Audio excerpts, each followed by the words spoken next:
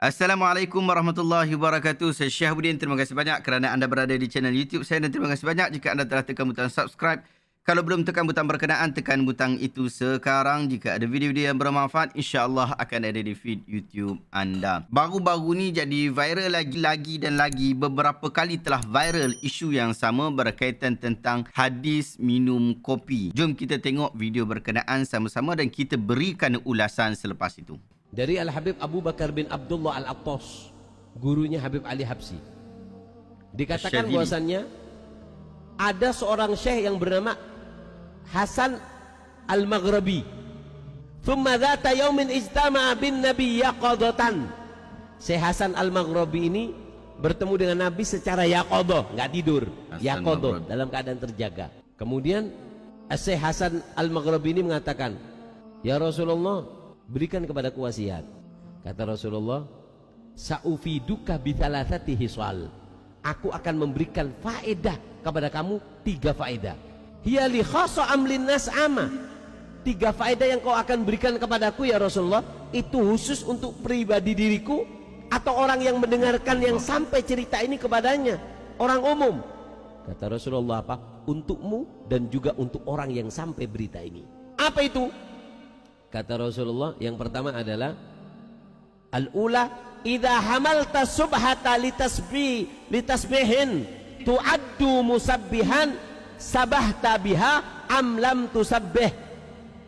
Siapa orang yang bawa tasbih dipakai untuk bertasbih atau enggak dipakai, cuman ditaruh di kantongnya, maka apa? Maka tu'addu musabbihan, dihitung sebagai orang yang bertasbih walaupun nggak dibaca. Jadi orang kalau bawa tasbih walaupun nggak dibaca tasbih, selagi tasbih itu ada di kantongnya, maka dia dihitung orang yang bertasbih. Makanya orang-orang soleh dulu itu diantaranya ibunya Al-Habib Ali bin Hasan Al-Attas. Di antara sifatnya ibunya Habib Ali bin Hasan Al-Attas itu, beliau nggak lepas dari baju sholat dan juga bergelangkan tasbih. Dan yang kedua, faedah dari Nabi, annal gahwata, sesungguhnya kopi, madama ta'muha fi fika.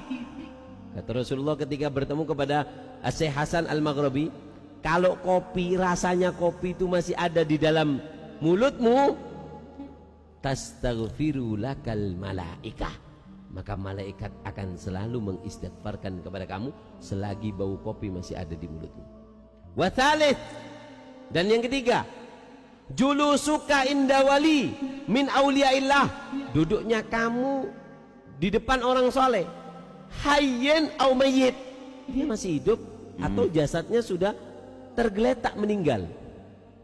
Walau kahal bisyatin, walaupun sebentar seperti orang merah susu, au kasajji baidah, seperti orang mencakan telur, khairun laka min an ta'budallaha fi zawayatil ardi kulliha au ila an tagatta'a aduka irban.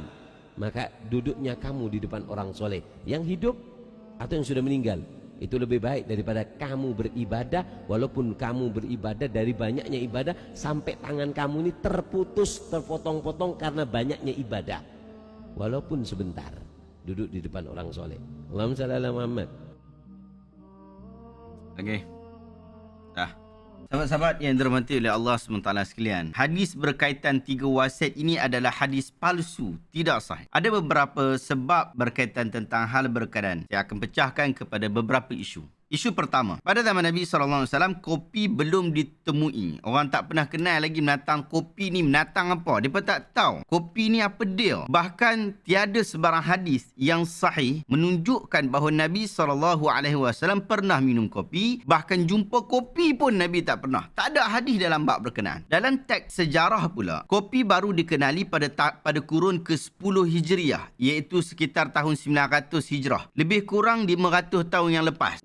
waktu ini Rasulullah SAW, sahabat-sahabat Nabi, tabi'in, imam-imam besar, Imam Abu Hanifah, Imam Malik, Imam Asy-Syafi'i rahimahullah, Imam Ahmad bin Hanbal, tak ada lagi. Semuanya tak pernah jumpa kopi dan tak ada dibahaskan dalam kitab-kitab mereka ini berkaitan tentang kopi. Sebab zaman mereka belum ada kopi lagi. Kalau ada pun mungkin belum terkenal lagi. Pada kurun ke-10 berlaku polemik besar apabila muncul kopi dalam masyarakat Islam. Sebahagian ulama mengatakan haram minum kopi, manakala sebahagian yang lain mengatakan harus minum kopi. Tak ada masalah, minumlah kopi. Permulaannya yang mempopularkan kopi ini adalah Habib Abu Bakar bin Abdullah Asy-Syadzili Al-Idrus. Beliau meninggal pada tahun 909 Hijriah. Beliau sangat teruja dengan kopi sehingga beliau mendakwa kopi dapat menguatkan tubuh badan dan kuat untuk beribadah. Bahkan kopi boleh melawan sihir. Itu dakwaan beliau, itu pandangan beliau. Sehingga tersebar minum kopi ini di seluruh pelosok Yaman pada ketika itu. 8 tahun selepas kematian Habib Abu Bakar, tepatnya pada tahun 917 Hijriah, Gubernur Kerajaan Mamluk yang bernama Khair Beg telah mengeluarkan satu perintah pengharaman kopi. Sebab sewaktu dia duduk dekat Mekah, beliau melihat ada kumpulan sufi yang meraihkan maulid Rasul dengan minum kopi. Gaya minum itu macam gaya minum arak. Para ulama berselisih pendapat sehingga mereka membuat persidangan khusus bagi membincangkan hukum minum kopi. Antara yang hadir ialah ulama besar mazhab Asy-Syafi'i ketika itu, Al-Qadhi Salahuddin bin Zahirah, dan ulama besar mazhab Malik iaitu Al-Qadhi Najmuddin bin Abdul Wahhab Al-Maliki. Keputusan persidangan itu adalah menangguhkan keputusan terhadap kopi ini kepada para pengkaji perubatan. Kita kena dengar dulu doktor-doktor ni sebut apa, pengkaji-pengkaji ni sebut apa, supaya dilihat daripada sudut kesan kepada tubuh badan. Jika okey maka hukumnya harus, jika tidak ia boleh jadi makruh, ia boleh jadi haram berdasarkan kepada keadaan yang diterangkan oleh orang-orang pakar berkata. Lalu Gubernur pun membawa 2 orang doktor yang sangat mahir pada ketika itu di Mekah. Mereka ialah Nuruddin Al-Kazruni dan Alauddin Al-Kazruni. Kedua-duanya menyatakan bahawa kopi tak bagus untuk tubuh badan. Pun begitu masih ada lagi lah ulama-ulama fiqh yang tak bersetuju dengan kenyataan itu. Berlakulah perselisihan yang cukup besar dalam kalangan ulama berkaitan tentang kopi ini. Syekh Al-Kazruni menulis buku yang mengharamkan kopi. Abu Bakar Al-Makki pula menulis buku bagi membangkangnya dengan judul Itharatun Nakhwah bi Hukmil Qahwah, dan kemudian diterbitkan pula sanggahan lagi berjudul Ijabatid Da'wah bin Nasl Qahwah, dan macam-macam lagi buku dan risalah yang diterbitkan di dalam perbincangan hukum kopi. Sehingga akhirnya perselisihan demi perselisihan berlaku kerana ketidakjelasan tentang sifat kopi itu sendiri. Tidak ada juga penjelasannya daripada nas Al-Quran maupun hadis-hadis Nabi SAW. Bahkan tiada satu pun kenyataan para sahabat Nabi, para tabi'in yang boleh diikuti dalam bab ni sebab mereka tak pernah jumpa kopi. Tetapi apabila telah jelas sifat kopi seperti kajian-kajian yang dikemukakan pada hari ini, maka kopi kekal harus untuk diminum oleh sesiapa saja. Nak minum, tak minum sudah. Sehingga berlaku kesepakatan para ulama berkaitan hal harus untuk minum kopi. Ikut hang, suka hati hang. Cumanya dirujuk juga pada pakar kesihatan dalam bab ni. Saya ada baca satu artikel yang menyatakan bahawa minum kopi secara sederhana ia bagus untuk kesihatan, seperti kurang daripada 6 cawan satu hari, tetapi sekiranya berlebihan boleh membawa kepada risiko-risiko yang lain. Yang tu kita kena rujuk kepada pakar-pakar, doktor-doktor. Saya tak mahu bahaskan bab berkenaan kerana saya bukan pakar di dalam bab itu. Itu isu yang pertama. Isu yang kedua, hadis yang disebutkan oleh Habib ini telah lari daripada disiplin asas ilmu hadis. Bukan isu kritikal, tapi isu asas pun sudah tersalah. Bahkan sesiapa sahaja yang mempelajari ilmu hadis akan mengatakan bahawa hadis ini adalah hadis palsu tanpa syak wa sangka lagi. Sebab apa ia palsu? Pertama, sebab ia terputus sanad. Al-Habib Abu Bakar bin Abdullah meninggal pada tahun 909 Hijriah. Beliau tidak pernah bertemu Nabi SAW. Bahkan tidak bertemu sahabat Nabi. Kedua, jika hadis secara yaqadhah ini boleh diterima,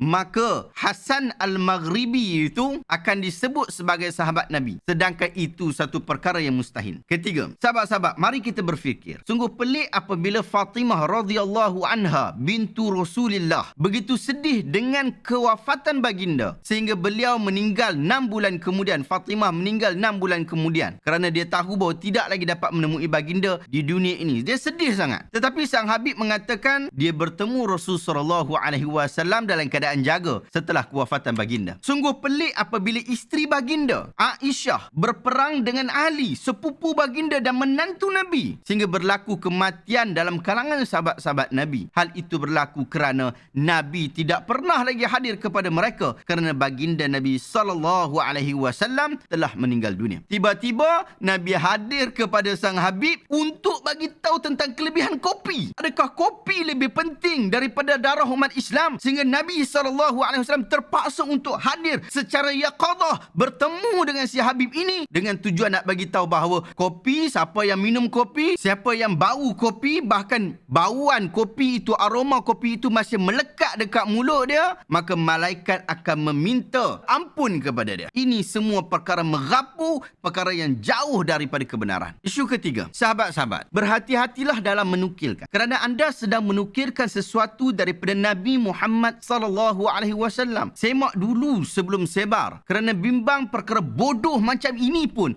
akan tersebar dalam masyarakat. Orang mungkin tak akan percaya kalau seorang mak rempit kata kopi ini adalah minuman sunnah Nabi. Mereka tak akan percaya. Hang ni siapa? Hang ni mak rempit saja. Nak percaya hang pasal apa? Tapi apabila seorang yang memakai serban, memakai jubah, mendakwa ia adalah sunnah, bahkan mengatakan siapa yang minum kopi selama aroma kopi itu masih ada di mulutnya, malaikat memintakan ampun baginya, orang akan percaya.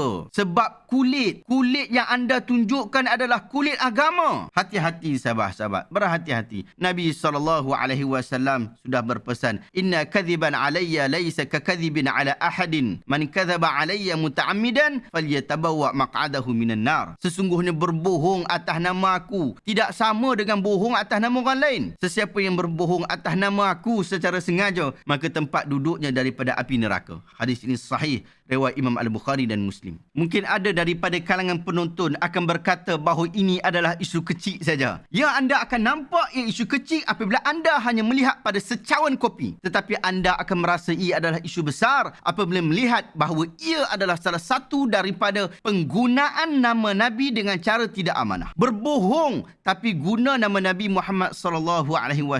Saya sangat cadangkan anda untuk beli, baca dan hadam buku saya yang berjudul Asas Ilmu Hadis, ataupun awak pergi beli buku Mabahis fi Ulumil Hadis yang ditulis oleh Syekh Manna Qattan, ataupun dapatkan juga buku Al-Manarul Munif fi Sahih wa Dhaif yang membongkar hadis-hadis palsu. Sifat hadis kopi ini wujud dalam sifat hadis palsu yang disebutkan oleh Ibn Qayyim Al-Jauziyah di dalam buku ni. Siapa yang tak dapat lagi, tak baca lagi buku ni, pergi baca buku ni, dapatkan buku ini. Saya letakkan link dekat description, anda boleh tekan, boleh beli dekat Shopee pun boleh, dekat Lazada pun ada. Semoga akhirnya umat kita dipandaikan dengan ilmu, iman dan takwa dan tidak lagi dibodohkan oleh kisah-kisah seperti ini. Kisah yang tidak boleh diterima di akal. Jika kita tidak percaya dengan kata-kata bahawa Albert Einstein mengatakan bahawa WhatsApp banyak merosakkan muda-mudi kita, maka kita juga tidak boleh percaya dengan hadis kopi ni, kerana di zaman